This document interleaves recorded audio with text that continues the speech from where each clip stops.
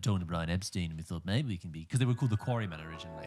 Oh, right. And then they're like, why don't we be like Beats, you know, but like the Beatles. A bit more funky. Yeah, well, I've got a great song too. You know, I thought we could maybe do a little bit of this, a little bit of kissy, kissy, kissy.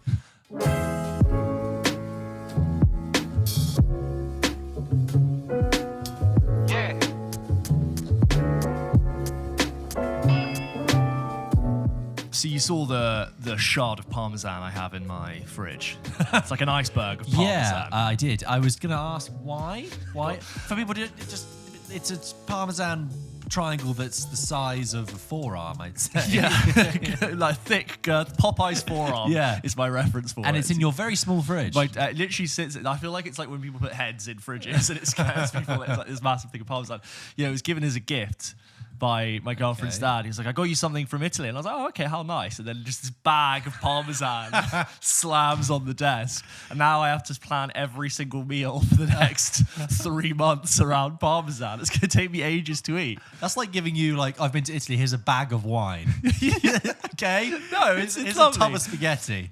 No, the bag of parmesan's right, but parmesan doesn't go as off. a bag. It's sort of just like this Yeah, block comes in a bag, not like a rind, like a round thing. Just like here's a bit of cheese. A shard. I could just imagine him and be like, no, I'll take the whole thing, because that's like what you would cut a piece from. He's South African for context. Yeah, You're yeah. just putting Like, up you would take a piece of Yes. parmesan from that. Sure, yeah. Have you been tempted to use it all in one meal, like melt it down and just like? Oh. I'd have to make like a really cheesy, like a cacio e pepe, lovely. Or like I can imagine That's myself. pecorino cheese, isn't it? Yeah, you could do mix. Yeah, okay. Mixed beans. Lovely. Or you could. I always fantasize about maybe making like 7 lasagnas and just batching them and freezing them. Like Mark in Peep Show. You know, they have the party Peep Show, Yeah, and he says to Jeremy, "I don't snuffle any of my mozzarella. My ratios are right on the edge." So yeah, now I'm just like every time I'm like, what's for dinner? Something in parmesan. Yeah, well, lasagna would be a safe bet. I look Yeah. forward to having lasagna every time Like I a come. bechamel. That's with cheddar. Oh, you put parmesan and bechamel. Yeah. On top. What about Roquefort? That's a cheesy sauce. Yeah, you Make could do. But I Roquefort. don't have Roquefort. Is Roquefort the name of the cheese? Yeah, Roquefort. How is cheese. food made? I don't know anything. Go to our earlier episode. You go to it to find out. Oh, well, wow, we begin with like cacio e pepe and we end with sandwiches. Look, guys, we did try and do food for a bit. And we may come back again, but we know you don't really want the food. We're talking about... In a different form, in different content. If we had more time and a lot of money, we would be able to maybe do it and pull Time it to off. go to cookery school. Yes, but it was an interesting experiment. But the Pulp Kitchen idea lives on, which is that we're feeding you film. What is the Pulp Kitchen idea? Don't What is talk the about it on idea? air. Let's do it. What is it? What is the show? The idea is, come sit down. We're going to feed on film. We're going to like feast it, because film, like food, can nourish you and Some make you lo-fi feel great. music. When you watch a great film, you do feel great afterwards. Like when you've had a great meal, you feel content. You feel good. You feel like nourished in your brain. Exactly. You just feel warm. And so there is a connection between food and film. Also, James and I came up with this idea basically in your kitchen. Yes. So there's a nice contrast between it's not even a contrast, sorry, I misspoke. I meant to say there's a nice origin there. The contrast, what I was going to say, is that we're both born in 1994. What film came out in 1994? Pulp Fiction. Exactly. And there's a nice little domestic minor spin on it. We were in a kitchen when we came up with it. So, God damn Pulp it. Kitchen. But, You know what we should do? We should do the best... other names we could do. Other names we could call the show. Do you know there's that coffee shop near that cinema called Peaky Blenders? Oh, no. Did I show it to you? No. I was like, is that what you came up with the name of this podcast? We should do like the greatest food scenes in cinema. We should just like for a fun off one. why We just not? go through like when you think of food in film, like you know the strudel and. Do you think Glorious people Bastards. like it when we talk about what we might do at the beginning of every Yeah. episode? Then we go and do something else. Everyone's Are they listening going like- to do that? Are they going to come back to it in 5 weeks' time like they normally do? Everyone's listening, like yeah, go on, tell me. Go on. Well, we can't be asked to do Well, that now. I don't know. But also, There's always another episode coming next week. just one more thing on the title. Pulp Kitchen, it means, it's like a band name. Think about it that way. What are the Kings of Leon? What are the charlatans? What is U2? Yeah. Is it the first band you thought of was the Charlatans? Yeah, why not? Yeah, I suppose. Why not? Yeah. That's what, it's like the are they? They don't talk about Yeah. being charlatans in their music. Yeah. yeah. The Pet Shop Boys. Coldplay, The Beach Boys. Radiohead. Beatles. I bet you're going to tell me some trivia for why it's the Beatles. Well, yeah, it's just like the reason it's about beat, isn't it? Like the beat rock and okay, BEAT, Yeah, like yeah. the beat of rock, and then it's just like a pun on that. There you So go. Yeah. you know, what we were trying to do, you see, was like be a bit of a party act. Sorry, Howard. Queen, I don't know. I think it's because it's been a while since I've unfortunately watched Bohemian Rhapsody, but you know, the kind of operatic kind of grandeur, wasn't that in there about Queen? Yeah, but how did the Beatles come up with the name of the Beatles? But you said a Queen though. No, but go into your impression. Oh, right, yeah, no, it was just like sort of thinking about Tony Brian Epstein, and we thought maybe we can be, because they were called the Quarrymen originally. Oh, right. And then they're like, why don't we be like Beats, you know, but like the Beatles. Bit more funky. Yeah, I've got a great song too, you know, I thought we could maybe do a little bit of this and a little bit of kissy, kissy, kissy. Peace and love, peace and love. You can go back to an earlier episode where I get into it more. I haven't seen Get Back recently, so I'm a bit off.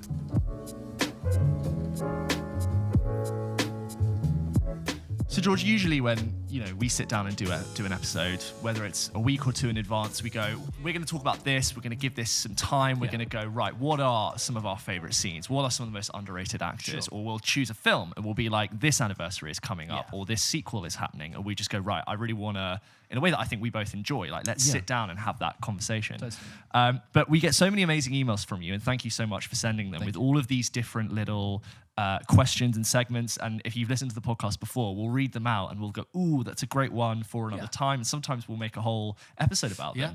But we thought there are a few emails on here we wanted to read out, which is sort of throwing us a couple of smaller ideas. And we thought we would dedicate this episode to answering some of them. Yeah. And if you want to ask us a question, you can do by emailing hello@pulpkitchenpodcast.com. Can't guarantee we'll get to them straight away, but please do send them in, because it's always great to hear what you guys think. Thank you. Should we go for it? Let's do it. This one is from Dave. Hey, Dave. All right, lads. All right, mate. Love the pod. Scandalous you don't have more subs. Will do my best to spread the word. Wondered if you had a film that acted as your awakening to the possibilities of cinema. Sort of a, oh my God, I didn't know films could do that moment. For me, it was Pulp Fiction. Managed to convince my mum to buy it for me on VHS when I was 96 when I was 10. Right. Having only really watched standard blockbusters before this, Tarantino blew my mind. It completely changed how I thought about film and really sparked a passion for cinema. Keep up the good work, Dave. You know what's really funny about that is that Pulp Fiction was a massive generational thing, and that it got a whole new generation of people into cinema by introducing all these different influences, because Pulp Fiction is drawing on kung fu movies and exploitation films and stuff. It's the film that appears on a uni dorm's Totally. wall. That and Fight Club and Scarface Yes. and all that. But a bit like how we were talking last week about how music, when people get judgy when people have discovered a band through a medium. Yes. In the same way, people are like, there's a line in the thick of it which is like, oh, you're like one of those people that think cinema began with Tarantino, and it's like, ha, ha, ha. However, like, you got to start somewhere, and it's great that that has come in. So that's really wonderful. I don't think I have a film that I could pinpoint and say That one thing. That one thing. But what I will say is I've thought a lot about, especially since doing the show, when did it begin? When did the love of cinema begin? When did I really become obsessed with films? And I think I must have been about 7 or 8. And do you remember, this was the era in the mid-noughties when on like Channel 4 and Channel 5, they would make a show, a bit like we have done at times, about over a list, which would be the 100 greatest films of all time. Yes. The 100 greatest villains of all time. Okay. And I remember there were quite a few of those. And I remember distinctly watching those. And I remember... hosted by Alex Zane. Yes, things like that. And I remember watching it, and I was seeing all these different clips of all these different films that I'd never heard of. These are adult films. These were grown-up films, right? And because it was cut up and edited and you were only seeing clips, it wasn't ever like really scary or contextualized for me to be too young to watch it, right? So my parents just let me watch it. But what was interesting is hearing my parents react to it. So you have these films that are being presented as being some of the best films of all time that you've never heard of. Yeah. You've got famous people or important people on there going, yeah, I love that bit in this thing, but love this. You're being shown the clips which look really interesting. And then you've got your parents going, oh yeah, we saw that. Yeah, we heard that. And you're like, hang on, there is a whole other world out there, a whole other language that I'm not part of. And also, it told me films can be serious. Films, which I think of as playful and fun and amazing, can be taken seriously by adults and by people enough to make a TV show out of it. Yeah, like it's the kiddie stuff you watch on the screen actually has this whole it's other like world. You might not... It's possible to not grow out of films. You don't have to grow up out of it.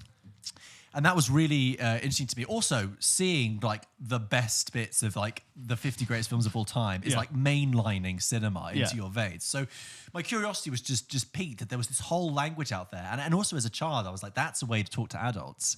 Film is this bridge now, because if adults like films, I like films, that's the thing in common. I've just got to find the right film to talk to them about. And it's like, you know, I told you that story before about being when I was at my friend's house and the mum was like, we're going to see Elf. And I was like, oh, with James Caan. That's me being like, I've seen films too. I'm like you. I need your approval. Yeah, please. And like, I remember... Like, were you like, did you want to be mature as a kid? Were you like more grown up than than you should have been? Not overly. No. I just think I wanted... Not a bad way. I mean, I think I wanted fun things to be given respect, and I didn't want fun things to be dismissed as just trivial. I believed, and I still hold on to it, that like, you know, fun has its place, and seeing that films and art as a result, by extension, and all things creative, were taken seriously was like a big thing for me to hold on to. Wow, I've never really spoken it about length about it before. Yeah, so how do you feel about that, George? So I think, and also they did like 50 greatest actors and everything, so I just became very aware of all the different dimensions of film, and it just took off. And I would then, like, when I would go into town with my mum, I would like nip into Waterstones and I would just stare at the film and TV book section. And I would just pull bits out and look at it and look at the different pages and just see all these different images. It's literally like being strapped to a chair and blasting you. Yeah, like all that being Clockwork Orange. It's like, like all these images. Have you seen those TikToks, which is like, you haven't seen Scarface, and then it just plays Scarface in 30 seconds. Like literally Right, just sped out. Like, there you go, you've seen it, enjoy, now go. It's like great.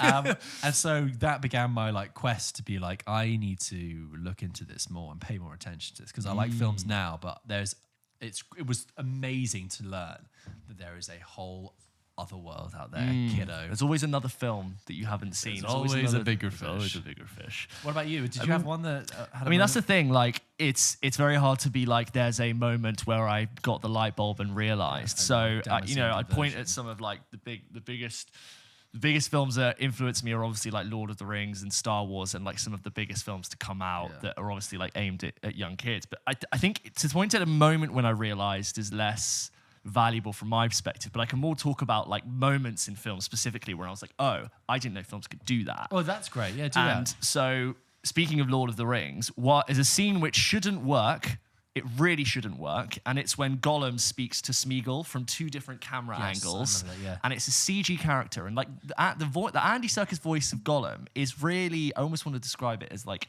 overly Disney, and like, my precious, we shouldn't... But it's this amazing, amazing scene where it's, you know, the camera is from two perspectives. And there's a fun fact is that when Andy Serkis does this, he doesn't cut. He's actually turning his head and giving the two performances recorded as live. Wow. And if you don't know, it's in The Two Towers when, you know, Smeagol realizes that the Gollum version of him is toxic and he needs to get out because Gollum wants him to, you know, take the ring. And never come back. Nobody likes you. You don't have any friends. Not listening. Like, it's really, it on paper, that's a really bad scene. Yeah. But something about Andy Serkis and like also the testament to the visual effects of Smeagol Gollum working as well as they did. So I was like, wow, the fact that this works, pretty amazing to me. And then I would say this is like a very late version of which I didn't know a film could make me cry so quickly, and that's the opening of Up. Right, yeah, of course. I'm just picking moments where I'm like, I didn't know film could get me so quick. Yeah. And I remember going to see Up, and I was not late, but I sat down as like the Pixar logo was coming in, so I was a bit flustered.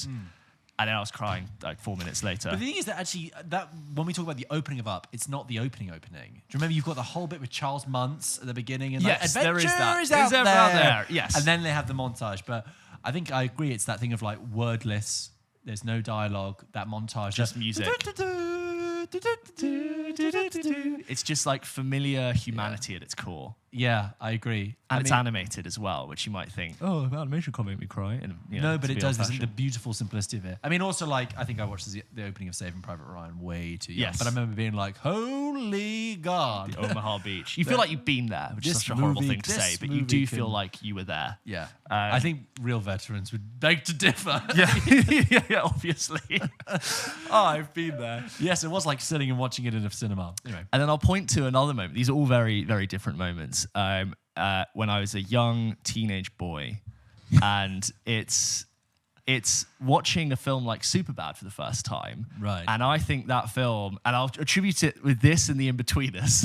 Yeah. I'd never seen properly attributed to screen what teenage boys actually talk like. Right. This like In-Betweeners UK banter specifically, and I'm like this. I didn't think it was. I didn't think it was possible to actually accurately put to film or TV what these conversations are like. Yeah. But here we are. I'm not sure how well Superbad ages. No.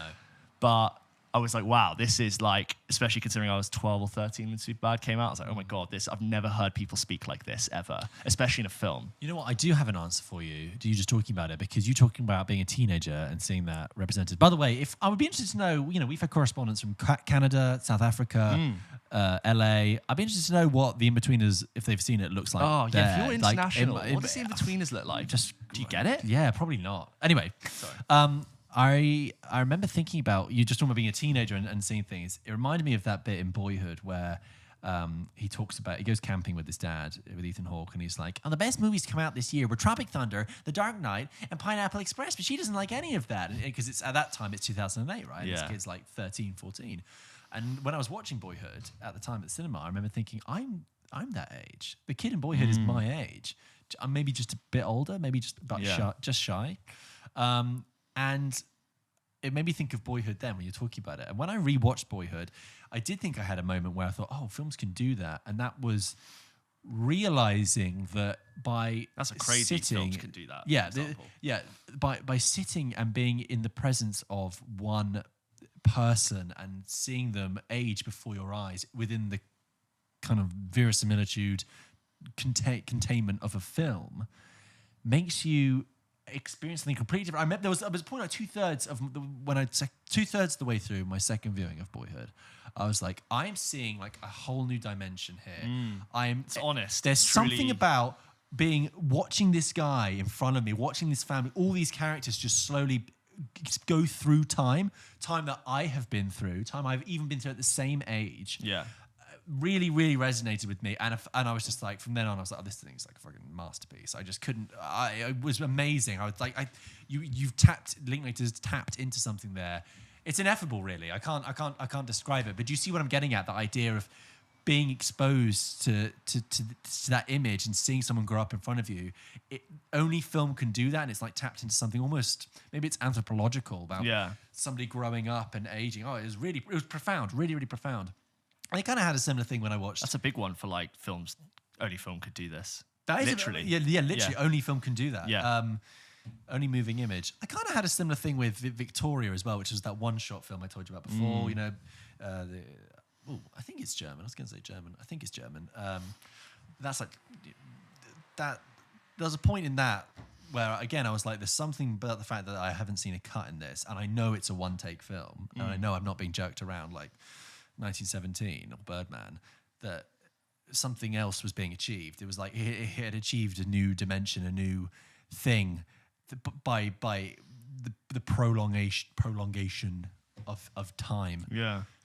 That went a bit deep, but You really slowed down. I leaned in. yeah. So that to answer who was that? This Billy? is from Bob? Dave. Sorry, Dave, I'm Billy, so Bob, sorry. and Dave. That's from Dave. Thanks, Dave. I'll just say one more, which is a film I have mentioned before on this show as one of my favourites. But I watched a film called Shame, which I've talked about before. Yeah. Probably too young, but I think I watched it maybe a year or two after it came out, and I think my cousin recommended it to me. And I remember watching it and thinking, like this film is really challenging me, and it has really mature themes. And I don't think as a teenager I probably was able to get the references, like the deep emotional complex themes that it deals with. But I remember like acknowledging that I was being challenged by that film, but not because I didn't understand it. I was like, this is actually just different to something that I usually would watch, and therefore it's like piqued my interest to challenge myself further. Yeah. And I do kind of think of it as like a formative film that's made me go,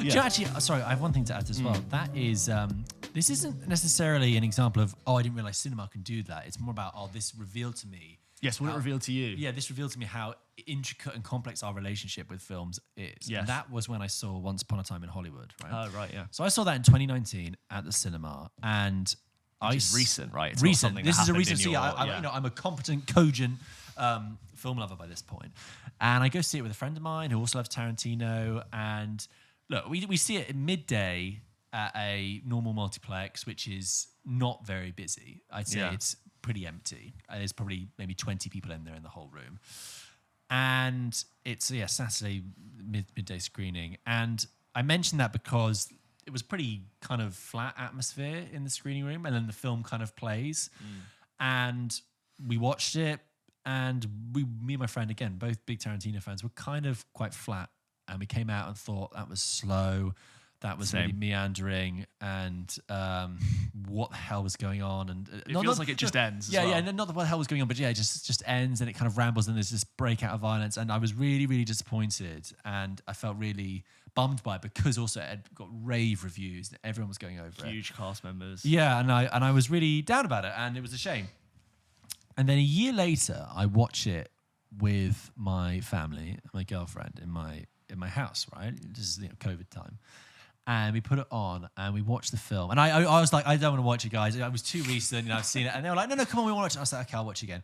And I watch it, and I couldn't have had a different experience watching it. It completely excelled and changed in my mind. I watched it, and from the opening bit where the guy, it's the fake news coverage, and he's speaking to Cliff and Rick on set, and it's like, if you're seeing double, it's not you. This is Cliff Booth. This is my stunt buddy, Cliff Booth. Yeah, this is Rick, and it's stunt double Cliff Booth, and it's literally like Tarantino. Rick Dalton.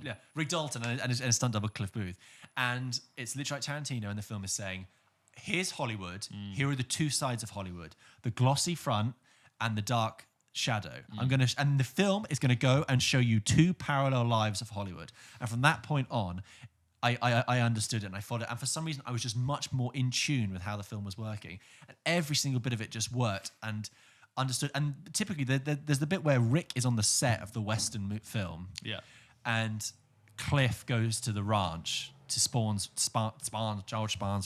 George Spahn's ranch. God, that's an awful sentence to say. And I remember when I saw it at the cinema, I found that really slow, and I was not engaged. And this time I found it so tense, and I thought it was so clever. I see what you're doing here. You've got this fake, stilted Western fiction happening on a soundstage in LA. Meanwhile, you've got a real Western standoff happening at this ranch uptown with this sort of dark underbelly. The thing that Hollywood doesn't know is about to come and happen. And then the ending of Once Upon a Time in Hollywood, not only just the catharsis of the violence, but the ending, I am going to spoil it now, of when Rick goes up the gate and Sharon Tate hasn't been killed. Because the whole film, you've got the spectre of like, I really don't want to see Sharon Tate murdered. No, so much of the build-up was that you knew that was the storyline. Yeah, you knew that was the storyline, but obviously that's not what happens. And then the bit at the end where Rick walks up and they sort of say hello, and then that's the end. It says Once Upon a Time in Hollywood. There was something I actually found really touching about that, and it was like, I think Robbie Collin talked about this in a better way than me, the film critic, but it's like Tarantino had just created this nice little space where it's like, this didn't happen here, and in this world Sharon Tate lives, and I don't know, there's just something so sweet and almost like human about, I want to keep her alive, and I've done that in my own way. You never expect Tarantino to do that, but he like shows his heart in that last frame with keeping her alive. Oh hi, and because it brings the conclusion of Rick's character so well. And anyway, I mention it because I didn't realize that I could have such a profoundly different viewing experience. And it almost made me think, you know what, film? Oh, you and I, we've got a long way to go, because Here I am thinking I know you. know And here what I am film? doing what I thought was the right thing, going to the cinema and seeing it on a big screen, and yet seeing it at home for the second time with my family, having a break here and there. That sense of like, oh, it's gonna be so good. Honestly, it jumped from like an 3-star at best viewing to like almost like a 5-star. And now I think it's one of Tarantino's best. I really think that film is so clever and so interesting about what it's doing. I can't judge your reaction, but have you had that? I've had a similar experience Right. watching it a second time. I didn't get it. I definitely didn't get it the first time. So you know what? I listened to long interviews with Tarantino and Leonardo DiCaprio being interviewed about it, and this is before I'd seen it, and they spoke so intellectually about that era, and I was like, wow, these two understand what they're talking about, and they feel, and Tarantino talks about the cinema he has in his house and all the films he forces his stars to watch as like reference points. I was like, wow, they are clearly like really, really well researched, and I think I probably went into the cinema with just bigger expectations for what the plot was going to do. Yeah. Left it, I was like, I didn't get it. I'm a little bit. It was weird to feel like I didn't understand the film. Yeah. Not that I'm so smart, but like as someone who wanted to really engage with the film and be like, I just didn't get it. It wasn't for me. And I've heard other people say the exact same thing as you have, where like you watch it again.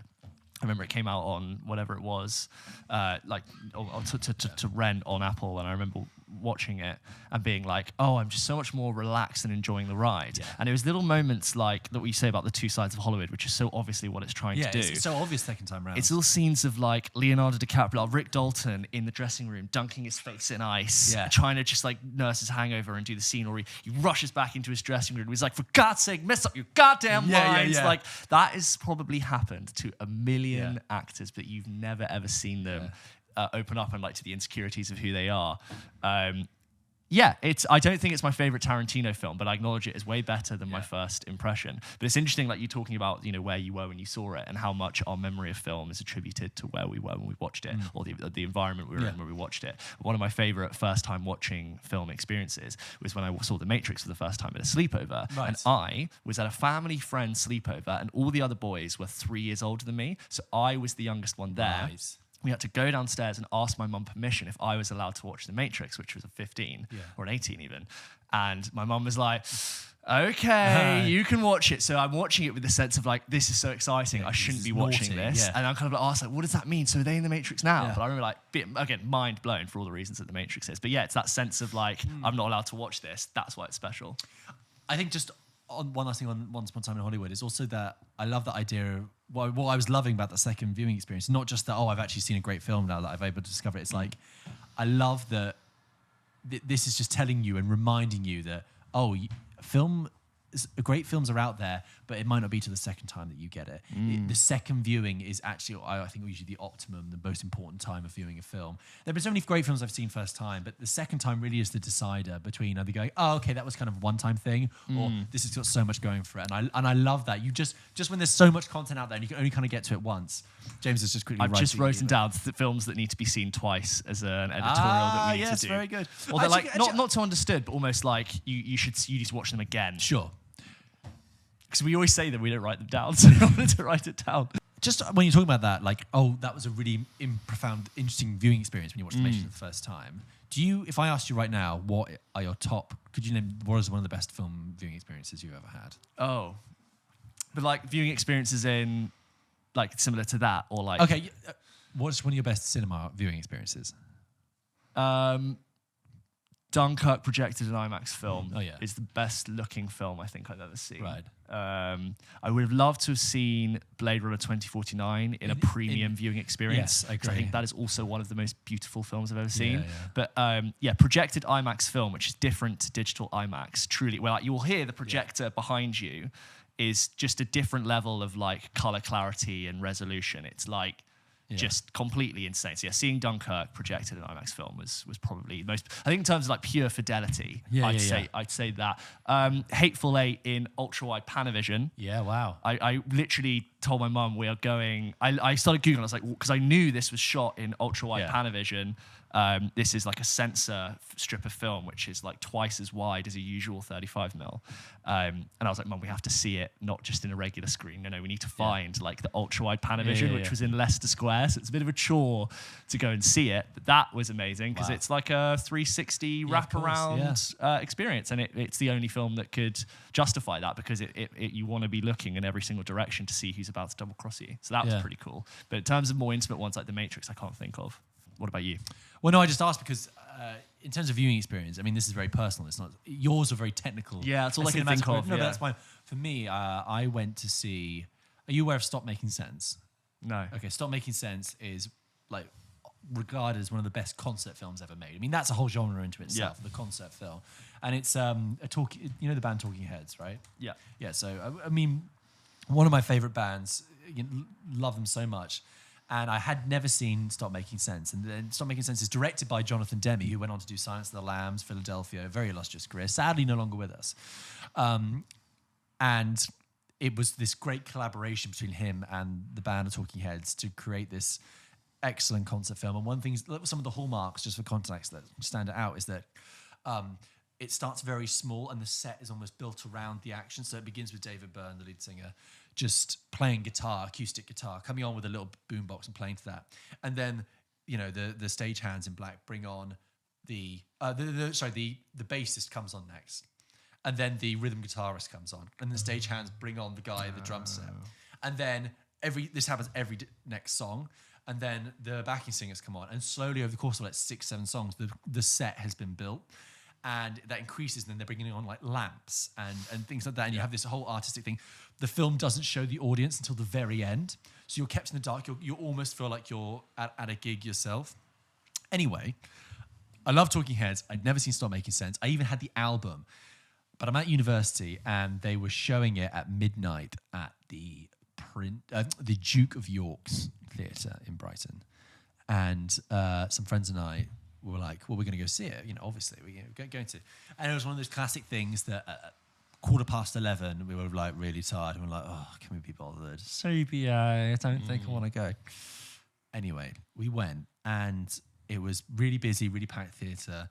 And it was not only great fun, but the music is just so brilliant. And you really do feel like you're at a gig. Honestly, when Burning Down the House, which is obviously one of the big songs, came on, like five bits in, these people in front of us just leapt up and they were just dancing and enjoying themselves. And soon enough, they moved to the aisles. And at first I was like, wow, that's pretty cool. But I'm like watching this. And then 3 songs later, me and my friends were in the aisles. And for the rest of the film, there's probably an hour left of all these songs. It was like being at a concert. And we were dancing in the aisles and singing along to this movie. And I remember looking back at one point, and I remember seeing there were quite a few people still sat trying to watch this film, but I was like, it's beyond a film now. It's not a movie. It's like we've become part of the zone. We're getting up. We're all dancing. I mean and it was just wonderful, and people all around. It was like, it was like it reached through the screen and made it a concert. It was fantastic, and it was just on such a high afterwards. And it didn't feel bad for being. You didn't feel disruptive.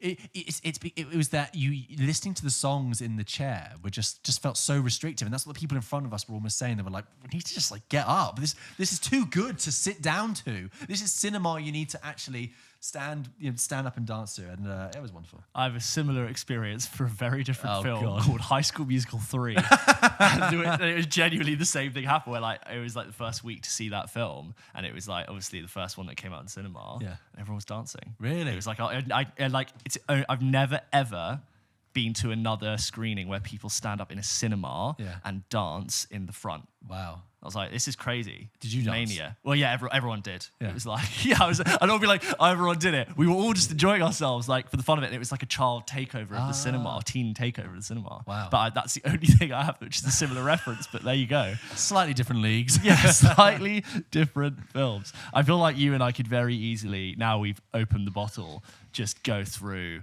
like, any film that's been responsible for our love of film, or any experience which has been responsible for our love. So Dave, thank you for the question. Hopefully you've got a nice little mixture there. Next email. Hi, James and George. I'm T2P, TikTok to podcast listener. I thought you said that was his name. No. I was like, okay. He's got T2P, brackets, TikTok to podcast. Nice. Listener, and really enjoying the show. Thank you. Adam Sandler's new film, Hustle, is a perfect marriage of two of my favorite hobbies, basketball and film. Due to my love of the subject matter, it took a 3.5 out of 5 film to a 4. I was wondering if you boys have any films that felt it was made for you, whether it was due to its subject matter, main character, or just the time of your life when you watched it. Keep up the great work. And that's from Jonathan. Jonathan, thank you. And welcome, TikTok people.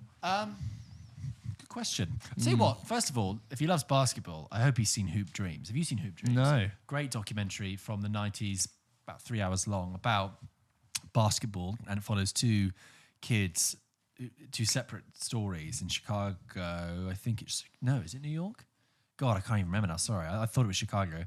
I think it is because that's the whole point, because Michael Jordan and the Chicago Bulls. Anyway, and them growing up and being sort of like... Everyone's playing basketball, you know, on the court and everything. But these guys want to be basketball players, and it's their sort of dreams of being professional and growing up. And it follows them for like 5 years, and it's just so heartwarming and lifting you. And you know, I don't know basketball rules. I don't know anything about basketball. But watching Hoop Dreams, I was like so invested. And there was bits where like somebody scored, and I was like, yes, come on. I mean, that was for me. I also have a strong connection with that. I watched that in like lockdown in like the morning. Right. Put on Hoop Dreams. It's like there's nothing to do, so I'm going to watch Hoop Dreams. It was wonderful. It's a really, it's regarded as like one of those standout documentaries. It's great. But just also to follow that as well, I hope he's seen The Last Dance, you know, the Michael Jordan. So good. That, I mean, again, for someone who doesn't know anything about basketball, now I'm just like, it's effective an art. documentary. That's absolutely fantastic. Were you going to say something? My favourite basketball film, Coach Carter. Right, never seen it, but Sam I knew you L. were saying Jackson. that. Young Channing Tatum. You call him Sam L. Jackson like your friends. He's Samuel L. Jackson. Give him his full title. Sorry, Samuel L. Jackson. And yeah, that's a fun film. And then he keeps making all of these athletes run. And Channing Tatum is like, hey, y'all, this ain't the track team, man. And then he's like, no, is it the debate team, Mr. Lyle? Very funny. Do you ever see Semi-Pro or Semi-Pro? Oh, yes. Years ago Will on TV. Ferrell. This is one of those like Will Ferrell comedies that came out that was like really under the radar. One of his, yeah. Like not massive, like probably cobbled together for like made of loose change. Yeah. It was like him and Woody Harrelson, and I watched it on like Sky Movies at 2:00 in the afternoon, and I was like, and it probably made me laugh twice, and then and then you have to sit through the rest of the film when they do the shtick. I really like when Will Ferrell talks about what it was like making Elf. Right. And he talks about, because they shot loads of scenes where Will Ferrell was dressed up in the Elf, and he's just walking around New York, and he's like, hi everybody, I'm Elf, I'm from the North Pole. And he's like, you know, literally for 2 days they walked around New York just hoping for like interesting interactions. And Will Ferrell said he bumped into some friends of his who saw him in New York dressed like an elf, and they were like, is everything okay? Like thought he was career. There's like, yeah, I'm doing this film called, because he's talking about Elf like now relative to its huge success, and it's like a lot of people like to watch it at Christmas. And it's like at the time it was a real gamble. Like, yeah, it's a film where I'm an elf and I'm in New York. And his friends are like, you doing all right? Is everything okay? He's like, yeah, I'm fine. Elf, is that movie with James Caan? Yeah, James Caan. But to answer your question, Mr. T2P, about a film that came around at the right time for you, I think I can answer that. Yeah, I think I can. So there is a film that I love that is an underrated film, which I could have talked about in that episode. It's a film called Columbus, which came out a few years ago, which has John Cho in it, you know, as in Harold from Harold and Kumar? Yes. Who's now, you know, flourished into being a wonderful, you know, actor in his own right. And Haley Lee Richardson, and it was his first time directing, but it's a director called Kogonada, and he'd made a couple of like video essays and things like that. And Columbus is all set in Columbus, Indiana, where there are these fantastic modernist architecture masterpieces just dotted around this pretty nondescript town, right? This nondescript city.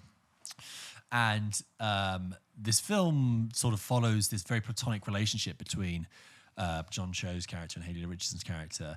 You know, he needs to come back because his father's ill. She needs to kind of get going because she's stuck looking after her mother when she should be out living her life. And you kind of have this dichotomy between them, and they kind of walk around Columbus, Indiana, chatting and taking in these modernist architecture masterpieces. But the reason I bring that up is because on a personal note, so I can't remember if we've mentioned this, but I used to work in film, right? And then I moved and work in architecture now. And at the time, I remember thinking, okay, I'm in this kind of new world of architecture. What does that mean, and how does that work? And no films are made about architecture. No films are made about buildings that aren't, like fiction feature films. And then Columbus came out like literally not long after, like a few months.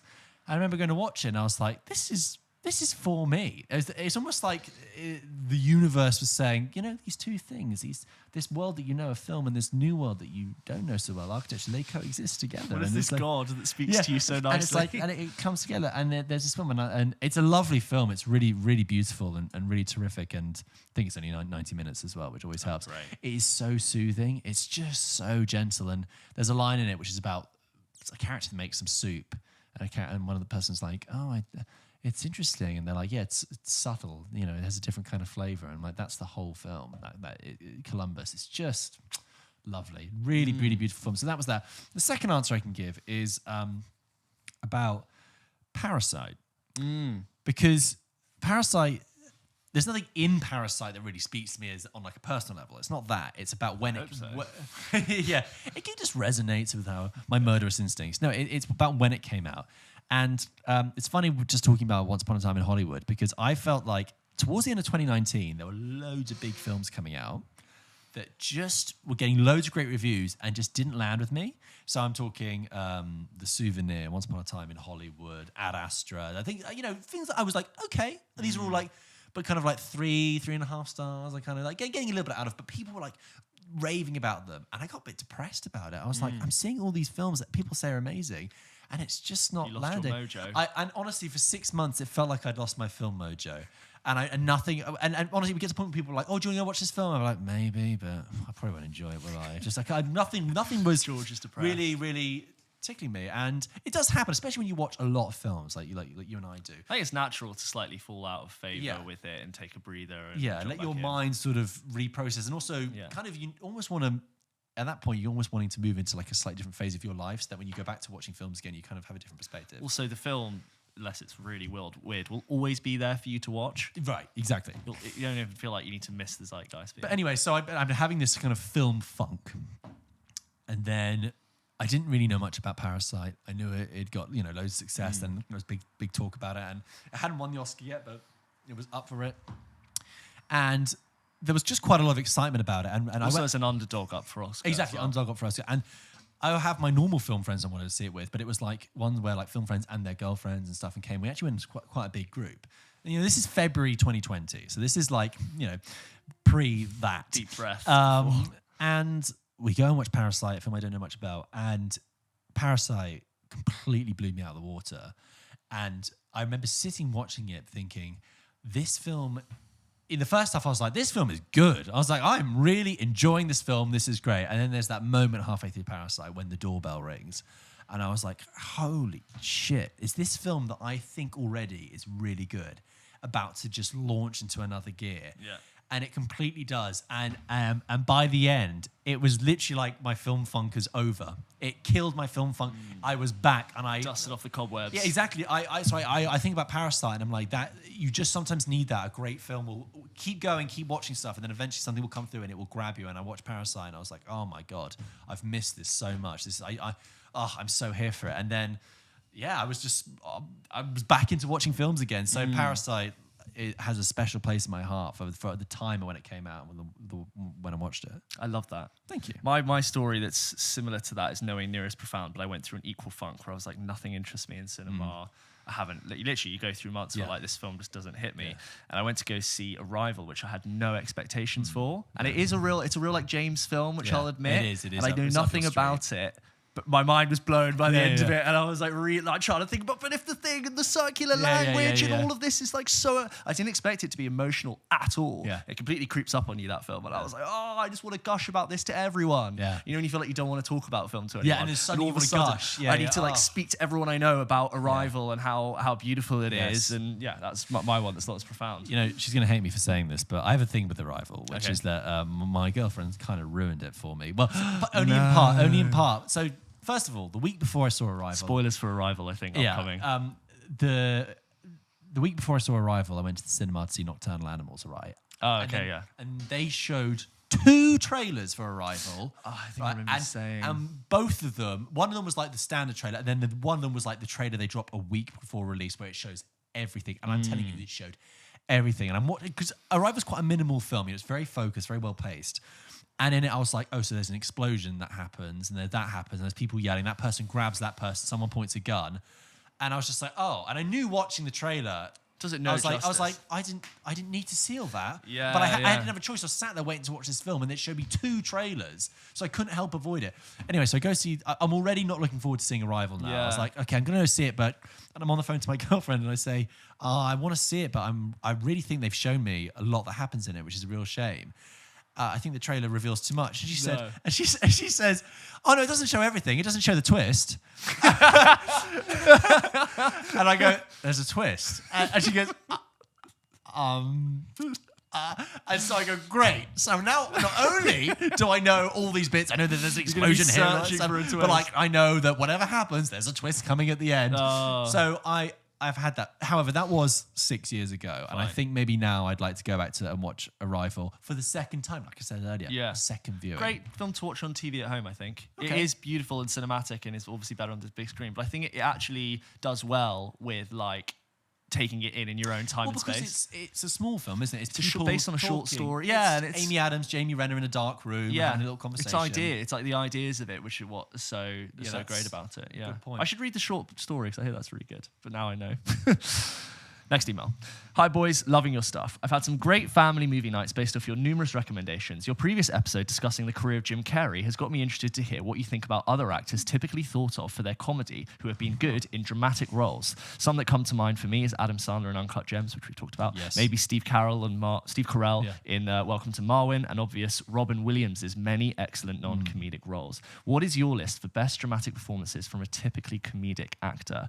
Just in case you missed it, we did, when we found out the news that Jim Carrey kind of announced his retirement in the promo for Sonic 2, we both like despaired and immediately went through like all of his comedic roles. So if you missed that, please go and check that out. But George, I have 2 off the top of my head.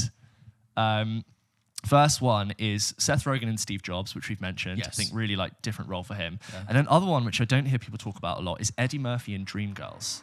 Which I haven't seen. Oh, Dreamgirls is... Do you know what? I think your rule of not having seen a film for over 5 years applies to Dreamgirls for this one. Because at the time, I really liked it. I've not seen it or thought about it in so long. But I will stand by Eddie Murphy's performance in Dreamgirls. Right. He is so... Obviously, he's Eddie Murphy, but he is so charismatic. Incredible singer, which I already kind of knew, but he has never been shown off to me as a singer than in Dreamgirls. Yeah. And he's brilliant all the way through. Dreamgirls is like the film based on the musical, and it stars Jennifer Hudson and Beyonce and Jamie Foxx. And it's a little bit cheesy in the sense that like that musical side of it is there, but Eddie Murphy in it, not being Eddie Murphy funny, he's being like script funny, but like incredible, and his performances are just incredible in it. So I'd say that. Yeah, he had. I didn't realize that Eddie Murphy had like hits in the 80s, it was like pop hits. Yeah, he's the one that did that song. Is so before our time. Girl wants to party all the time, party all the time. Oh, is that him? That's Eddie Right, Murphy, yeah. I know. I only have one. Off the top of my head, the one I can think about is really specific and really random.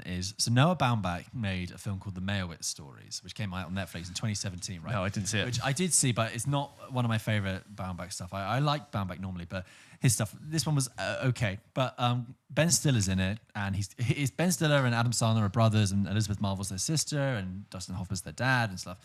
And they're kind of he's this sculptor, and Dustin Hoffman's the sculptor, and they, their children, as children, they're kind of a little bit broken and misshapen by him, and they're a little bit dysfunctional. There's a bit towards the end where Ben Stiller has to give a speech about Dustin Hoffman's like retrospective or something, and something big has happened beforehand, and he's trying to do it, and Ben Stiller like breaks down and cries whilst he's doing this speech.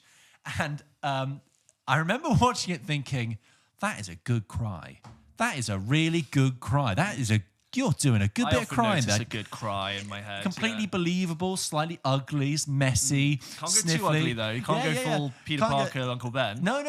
But I was like, and Ben Stiller, you've got a whole different, an actor we think of as typically comedic. And I was like, you've got a real depth to you. I was really surprised. Surprised he didn't do more seriousy roles. He did Secret Life of Walter Mitty, which was on the way, but I wouldn't say he quite. directed that, yeah. Yes, but it wasn't quite, serious. It was fairly whimsical. Well, he did that film Brad Status. Oh, I didn't see it. Yeah, I quite like it. Some people didn't, but I thought it was really sweet. And he's quite good in that. But Yeah. Well, there you go. I think we've both talked pretty romantically about films and this slightly more deep answering of our correspondence. Don't forget, if you wanted to send us an email, you can do by emailing hello@pulpkitchenpodcast.com. And please do. But thank you very much for listening to this episode. I've really enjoyed this one. We upload new episodes of this show, our numbered episodes at least, every single Wednesday. Plenty more content coming out on the channel throughout the whole week, as you guys should all know. Reviews on Friday, if there is a review, and then just extra little bits of content, some newsy bits, and correspondence. Sometimes we save your emails for their own episode. Check Instagram and TikTok as well. There's plenty of content on there. Yeah, And games. Just all our games do well on TikTok. Yeah, I look forward to seeing you next week. Amazing. See you next week.